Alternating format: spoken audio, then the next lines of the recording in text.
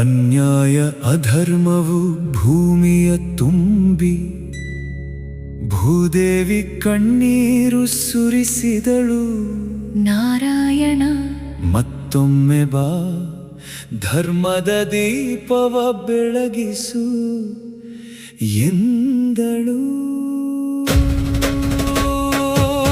ಕರುಣಾಮಯ ಶ್ರೀಹರಿ ನುಡಿದನು, ಬಹಳ ಅವತಾರ ತಾಳಿ ಬಂದೆನು. ಭೂಲೋಕದ ನೋವು ಸಾಕಾಯಿತು, ಈ ಬಾರಿ ನಾನು ಬರುವುದಿಲ್ಲ.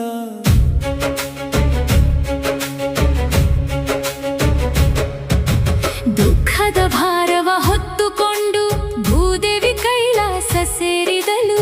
ಶಂಕರನ ಪಾದವ ಹಿಡಿದು ತನ್ನ ಅಳಲನ್ನು ಅರ್ಪಿಸಿದಳು. ಶಿವನು ಸ್ಮಿತದಿಂದ ನುಡಿದನು, ಕೊಲ್ಲಾಪುರ ಮಹಾಲಕ್ಷ್ಮಿಯ ಮಾತಿಗೆ ಶ್ರೀಹರಿ ಎಂದು ಇಲ್ಲವೆನ್ನನು, ಅವಳ ಪ್ರೀತಿಯೇ ಅವನ ಜೀವ. ಪ್ರೀತಿಯ ಮಹಾಲಕ್ಷ್ಮಿ ಬಂದು ಶ್ರೀಹರಿಯ ಮುಂದೆ ನಿಂತಳು. ಲೋಕದ ಧರ್ಮ ಉಳಿಯಬೇಕೆಂದರೆ ನೀನು ಅವತರಿಸಲೇಬೇಕು ಎಂದರು.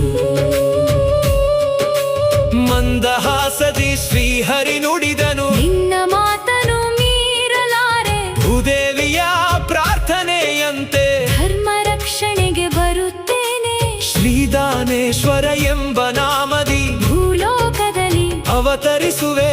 ಸಜ್ಜನರ ಪಾಲಿಗೆ ಆಶ್ರಯವಾಗಿ ಅಧರ್ಮವನ್ನು ಅಳಿಸುವೆ.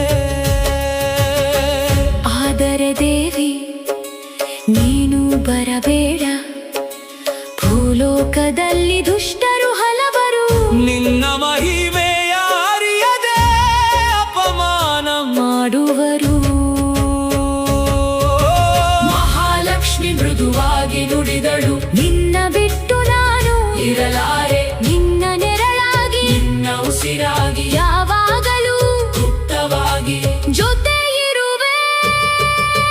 ಹೀಗೆ ಶ್ರೀದಾನೇಶ್ವರ ರೂಪದಿ ಕರುಣಾ ಸಾಗರನು ಅವತರಿಸಿದ ಮಹಾಲಕ್ಷ್ಮಿಯ ದಿವ್ಯ ಕೃಪೆಯಲ್ಲಿ ಭಕ್ತರ ಬದುಕು ಬೆಳಗಿಸಿದ. ಅರಿಯದವರು ನಿಂದಿಸಿದರು, ಸತ್ಯದ ಬೆಳಕು ಮರೆಯಾಗದು. ಭಕ್ತಿಯ ಕಣ್ಣಿಂದ ನೋಡುವವರಿಗೆ ದಿವ್ಯ ಪರಮಾತ್ಮ ಕಾಣಿಸಿ ಬರುವುದು. ಜಯ ದಾನೇಶ್ವರ ದೇವ, ಜಯ ಮಹಾಲಕ್ಷ್ಮಿ ತಾಯೇ